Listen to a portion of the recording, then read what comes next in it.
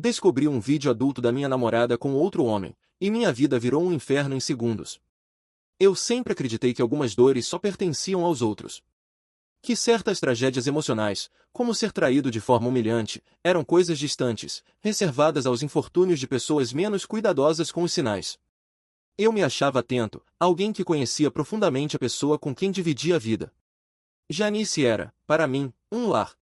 Não o lugar onde eu morava, mas onde minha alma descansava. E justamente por isso, a queda foi tão brutal. Aquela tarde começou como qualquer outra. Eu estava no trabalho, lidando com a rotina de sempre, quando recebi uma mensagem do Alessandro: "Preciso te ver." É sério. Inicialmente, achei que fosse algum problema no grupo, talvez algo relacionado ao Pedro ou algum problema pessoal. Não era incomum que a gente se encontrasse para desabafar. Mas havia algo estranho no tom. Insisti em saber do que se tratava, mas ele se recusou a dizer por mensagem. Apenas pediu que eu fosse até a casa dele o quanto antes. Quando cheguei, o clima estava pesado. Pedro também estava lá, sentado no sofá com uma expressão séria demais para uma tarde comum. Eu perguntei o que estava acontecendo, e por alguns segundos, ninguém respondeu. Foi Alessandro quem tomou a frente, me entregando o celular sem dizer nada.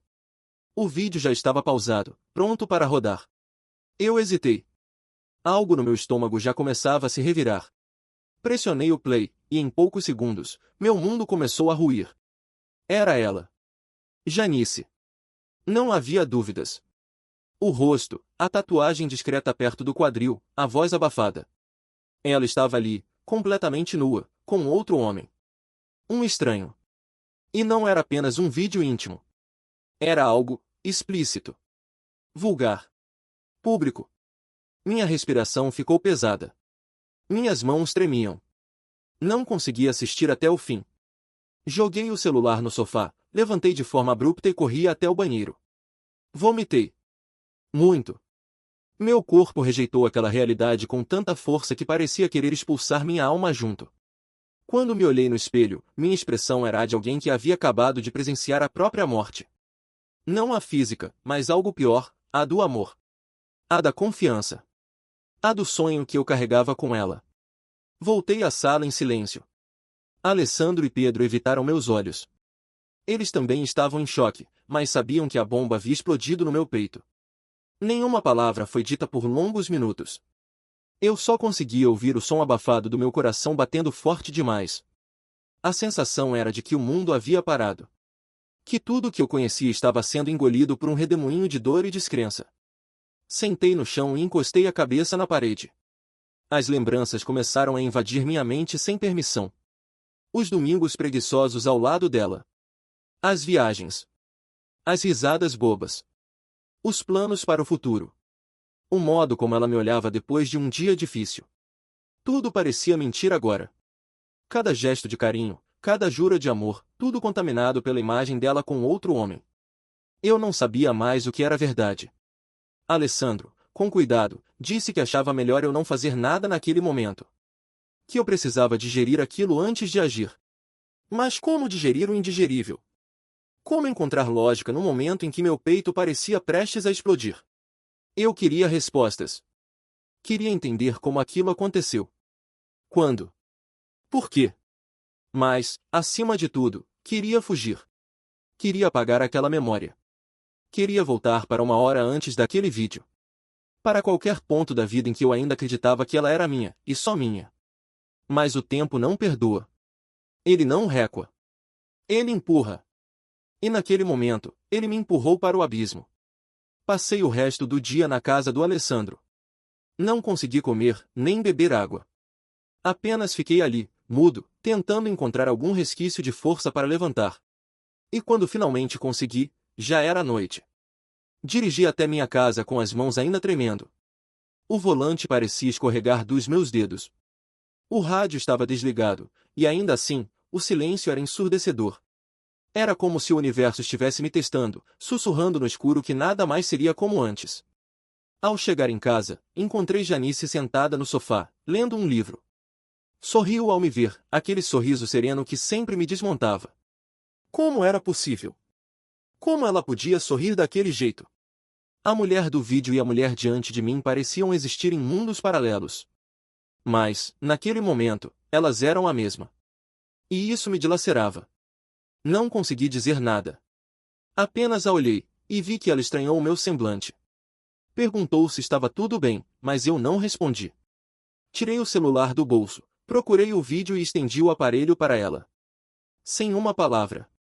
Apenas entreguei. Quando ela viu o vídeo, o sorriso sumiu instantaneamente. O livro caiu de suas mãos. Ela ficou pálida. Seus olhos se arregalaram. E depois de alguns segundos, começou a tremer. Chorou. Tentou falar algo, mas a voz não saía. Eu permaneci imóvel, apenas observando.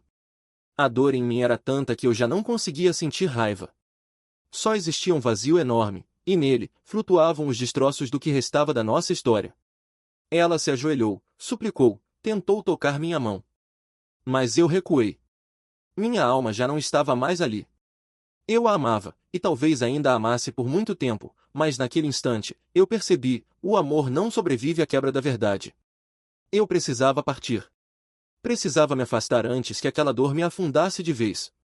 Subi até o quarto, peguei algumas roupas e saí. Não olhei para trás. Ouvi o som do choro dela ficando mais distante a cada passo. Mas eu segui. Porque naquele momento, era isso ou perder a mim mesmo. Naquela noite, eu não dormi. Não comi. Não chorei. O vazio dentro de mim era tão grande que eu mal conseguia lembrar que ainda existia um corpo ao meu redor. Era como se eu tivesse me tornado um espectro, vagando sem rumo por entre as lembranças que, até o dia anterior, aqueciam meu coração. Eu me instalei temporariamente na casa do Alessandro, que foi compreensivo o tempo todo, respeitando meu silêncio. Nenhum de nós ousava mencionar o que havia acontecido, como se dar nome à tragédia tornasse tudo ainda mais real. Acordei cedo, ou melhor, me levantei da cama que não cheguei a usar. Tentei tomar um banho, me olhar no espelho, me reconhecer. Mas o reflexo era de um homem esmagado por uma verdade insuportável. O rosto abatido, as olheiras profundas, os olhos sem brilho. Era como se, ao descobrir aquele vídeo, algo tivesse sido arrancado de dentro de mim com tamanha violência que eu jamais voltaria a ser o mesmo. Eu queria entender. Queria mais do que ver, queria saber. Queria ouvir da boca dela o que havia acontecido. Queria que, de alguma forma, ela dissesse que tudo era mentira. Que o vídeo era antigo, manipulado, que não era ela.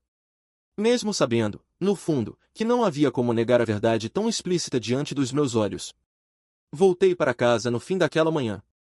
As mãos ainda tremiam ao tocar a maçaneta. O apartamento parecia diferente, carregado de uma tensão que sufocava. Janice estava no mesmo lugar onde eu a deixei, sentada no sofá, com o rosto inchado, os olhos vermelhos, como se não tivesse parado de chorar desde que saí. Quando me viu, ela tentou se levantar, mas eu ergui a mão, pedindo silêncio. Eu não queria palavras. Queria sinceridade. Mas, acima de tudo, queria força para suportar o que viesse.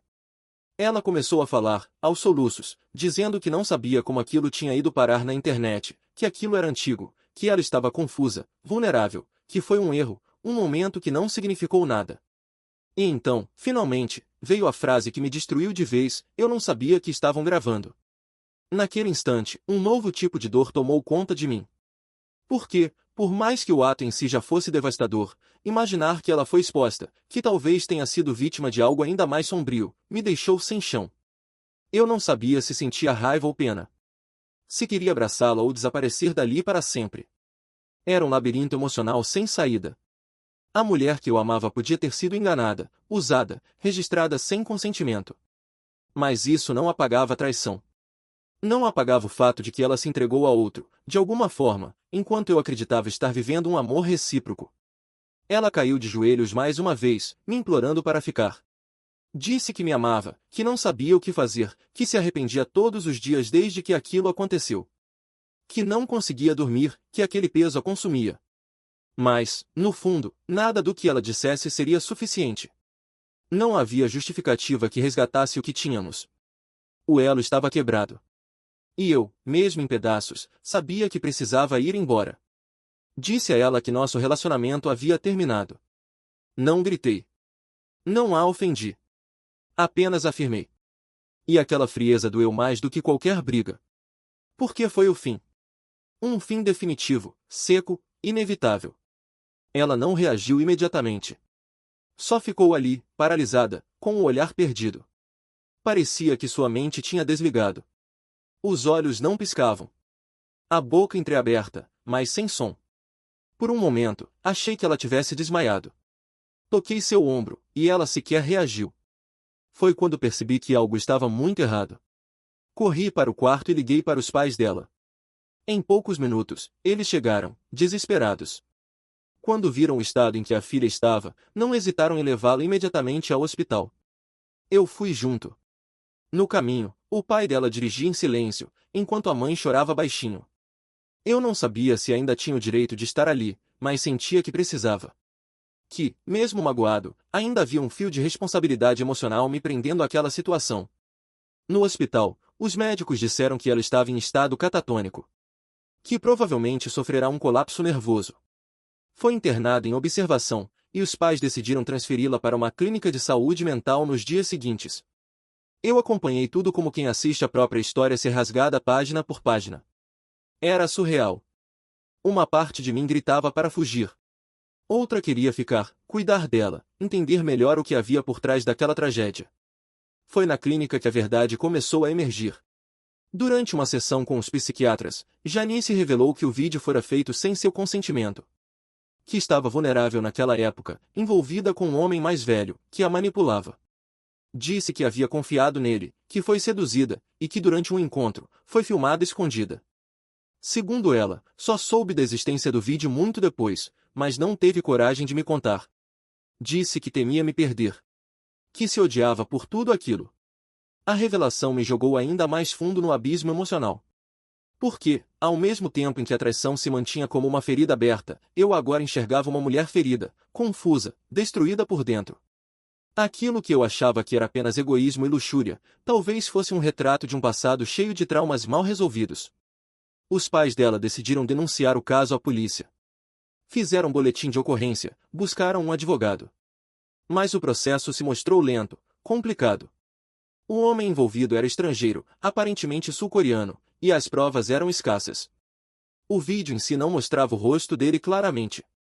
E Janice, por vergonha ou medo, não sabia ao certo o nome real dele. A polícia iniciou as investigações, mas logo ficou claro que o caminho até a justiça seria tortuoso. Enquanto isso, Janice oscilava entre dias de total apatia e surtos intensos. Em uma dessas crises, se trancou no banheiro com uma faca. Tiveram que arrombar a porta. Felizmente, não houve ferimentos, mas o sinal era claro, ela estava no limite.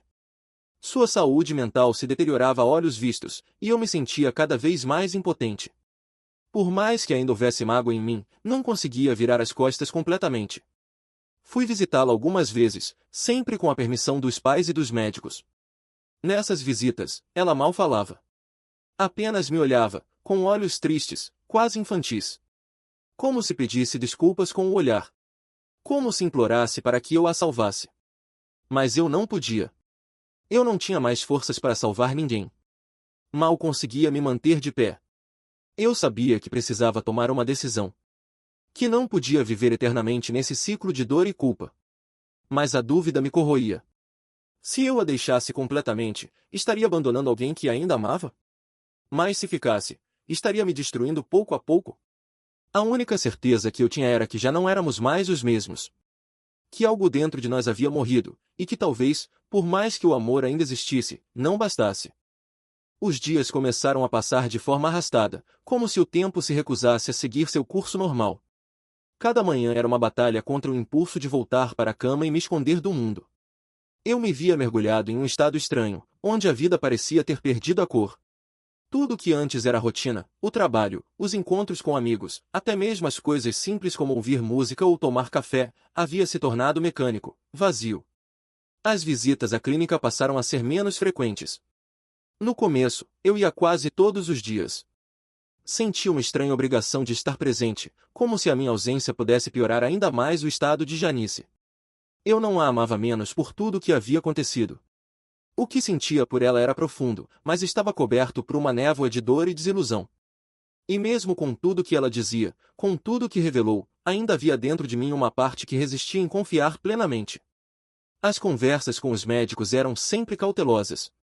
Eles falavam sobre fragilidade emocional, sobre riscos de automutilação, sobre um trauma acumulado que, talvez, não tivesse começado comigo. A sensação que eu tinha era de que eu havia amado uma versão de Janice que ela mesma não conhecia por completo. Aquela mulher forte, decidida, amorosa, talvez fosse só uma camada superficial sobre uma dor muito mais antiga e profunda. Houve uma noite em particular que me marcou. Ela estava um pouco mais lúcida, e conseguimos conversar por alguns minutos. Foi a primeira vez em semanas que ela me olhou com um pouco mais de clareza. Não era a Janice que eu conhecia, mas também não era a versão quebrada que se arrastava nos dias anteriores. Era algo entre as duas. Ela não pediu para que eu voltasse. Não pediu perdão. Apenas disse, com uma voz baixa e trêmula, eu queria que você nunca tivesse visto aquele vídeo. E por um momento, eu não senti raiva nem tristeza. Senti pena. Uma pena tão imensa que me sufocou. Eu a abracei, e ela chorou no meu ombro como uma criança. Mas mesmo ali, eu soube que aquele abraço era um adeus silencioso. Um daqueles gestos que a gente faz quando sabe que não vai durar. Não podíamos voltar. E aquilo doía mais do que qualquer grito. Do lado de fora da clínica, conversei com os pais dela. Eles estavam exaustos. A mãe de Janice chorava quase o tempo todo. O pai tentava se manter forte, mas seus olhos denunciavam o cansaço emocional. Eles estavam dispostos a ir até o fim com o processo contra o homem envolvido no vídeo. Haviam contratado um advogado, registrado tudo na polícia e encaminhado o vídeo para análise. Mas a burocracia parecia implacável. As autoridades identificaram que o homem era, de fato, coreano. Possivelmente de passagem pelo Brasil na época do ocorrido. Mas não havia dados suficientes para localizá-lo. O vídeo tinha sido postado por um perfil anônimo em uma plataforma estrangeira, e as tentativas de rastreamento foram frustradas. A ausência de documentos, a falta de testemunhas, o tempo passado desde o evento, tudo jogava contra. A sensação de impotência era geral. Mesmo assim, eu admirei a força dos pais dela. A maneira como lutavam por justiça, mesmo quando o sistema parecia não colaborar. Eu, por outro lado, começava a sentir que meu papel naquele enredo estava chegando ao fim. Eu não podia mais carregar aquele fardo. Por mais que ainda me importasse com Janice, eu estava me afundando com ela. E já não podia me dar esse luxo. Foi durante uma das sessões de terapia que compreendi que estava tentando resgatar algo que não existia mais. O psicólogo me perguntou, você está tentando salvá-la por amor ou por culpa? Aquilo me atingiu como uma pedrada. Porque eu sabia a resposta. Em parte, era culpa. Eu me sentia responsável pelo estado dela. Como se, ao ter descoberto o vídeo, tivesse causado sua ruína. Mas, no fundo, eu também sabia que essa ruína já estava ali, silenciosa, apenas esperando a hora de emergir. Minhas idas à terapia se intensificaram. Passei a questionar não só meu relacionamento com Janice, mas também a forma como eu me via nas relações. Percebi o quanto eu me anulava para agradar, o quanto eu colocava o bem-estar dos outros acima do meu, mesmo quando isso me destruía. Janice não era a única com feridas. Eu também carregava as minhas. E precisava aprender a cuidar delas. Conversei com minha família. Meus pais, que sempre gostaram da Janice, ficaram arrasados com tudo. Minha mãe, especialmente, chorou muito. Disse que ainda via nela uma filha. Mas entendeu minha dor. Me apoiaram sem julgar, e isso foi essencial. Eu precisava sentir que ainda havia um chão sob meus pés. Pouco a pouco, comecei a me afastar. Falei com os pais dela e disse que continuaria torcendo por sua recuperação, mas que precisava seguir minha vida. Eles compreenderam. Não foi uma despedida dramática. Não houve cenas. Apenas o silêncio de quem sabe que certas presenças precisam virar ausências para que a cura seja possível. Nos dias seguintes, comecei a reorganizar minha rotina. Retomei o trabalho com mais foco, voltei a correr pela manhã, passei a me alimentar melhor. Cortei alguns vínculos digitais, apaguei fotos, deixei de seguir perfis que me lembravam dela. Não por raiva, mas por sobrevivência emocional. Ainda era cedo para pensar em outra pessoa, em outro amor. Mas eu precisava lembrar quem eu era antes de tudo. Mesmo à distância, pensava nela. Me perguntava como estava. Se havia melhorado. Se pensava em mim. Se ainda me amava. Mas também sabia que essas perguntas não tinham resposta. E talvez fosse melhor assim. Porque, às vezes, A dor só se acomoda quando a gente para de alimentá-la com esperanças. Recomeçar não era esquecer. Era aceitar. E aos poucos, eu estava aprendendo a fazer isso. Alguns recomeços não começam com uma explosão ou uma decisão drástica. Às vezes, eles surgem no silêncio das escolhas pequenas, no gesto tímido de abrir a janela pela manhã e deixar o sol entrar. Foi assim que eu percebi que estava tentando viver de novo. Não por orgulho, não para provar nada a ninguém. Mas porque meu corpo e minha alma pediam por paz. Eu havia sangrado demais por dentro. Era hora de estancar as feridas e permitir que o tempo fizesse o que a razão, por si só, não podia fazer. A dor ainda estava ali. Ela não foi embora com o tempo, como tantos dizem. Mas mudou de forma. Deixou de ser um grito constante e passou a ser um sussurro. Uma lembrança triste, mas que já não me paralisava. Eu aprendi a conviver com ela. Como quem aprende a andar mesmo com um corte no pé, ainda dói, mas você vai. A terapia foi minha âncora. Me ajudou a colocar em palavras coisas que eu nem sabia que carregava. Descobri traços meus que eu nunca havia notado. Minhas inseguranças. Meus padrões de afeto. O quanto eu me anulava por medo de perder o outro. Janice não foi apenas uma decepção. Ela foi um espelho. Me obrigou a enxergar o que eu escondia até de mim mesmo. E por mais doloroso que tenha sido, sou grato por isso. Minha família foi essencial nesse processo. Me acolheram sem pressão, sem perguntas invasivas. Apenas estiveram ali, com sua presença firme e discreta. Meu pai, que sempre foi mais calado, começou a fazer caminhadas comigo. Em silêncio, mas lado a lado. Minha mãe, que chorou tanto por mim e por Janice, passou a me mandar mensagens simples todos os dias. Bom dia, filho. Estou aqui. Nunca subestimei esse tipo de amor. Mas passei a valorizá-lo ainda mais. É nesses momentos que a gente entende quem está de verdade ao nosso lado. Houve um domingo em especial que marcou meu processo de cura. Estava sozinho em casa, tomando café, quando olhei para a mesa e percebi que, pela primeira vez em meses, não doía estar ali. A ausência de Janice já não era um buraco gritando. Era apenas ausência. Silêncio. E o silêncio pode ser cruel, mas também pode ser libertador. A dor vira aceitação quando a gente para de lutar contra ela. Por curiosidade, ou talvez necessidade, me peguei pensando nela com mais ternura. Relembrei momentos bons, nossas viagens, as tardes de riso bobo, a forma como ela dormia abraçada em mim nos domingos chuvosos. E pela primeira vez, não senti raiva. Nem vergonha. Apenas saudade. E foi aí que entendi algo importante, ainda amava Janice. Mas amar não significa insistir. Não significa voltar. Às vezes, amar também é deixar ir. Ela me ensinou muito, mesmo sem querer. Me ensinou a reconhecer limites. A enxergar quando um relacionamento deixa de ser refúgio e passa a ser prisão. Me mostrou que o amor, por si só, não salva ninguém. Que é preciso saúde emocional, confiança e verdade para que ele floresça de verdade. A última notícia que tive dela foi por meio dos pais, que me enviaram uma mensagem curta dizendo que ela estava estável, em tratamento contínuo, e que havia começado a pintar como parte da terapia. Não respondi. Não por frieza, mas porque senti que era o fim da linha. Que não havia mais espaço para nós dois em uma mesma história. E isso estava tudo bem. Às vezes, o amor precisa se recolher para sobreviver de forma mais leve, mais digna. Comecei a planejar uma mudança de cidade. Não para fugir, mas para recomeçar. Queria trabalhar em outro lugar, viver em outro bairro, ver outras paisagens. Me dei conta de que precisava dessa renovação.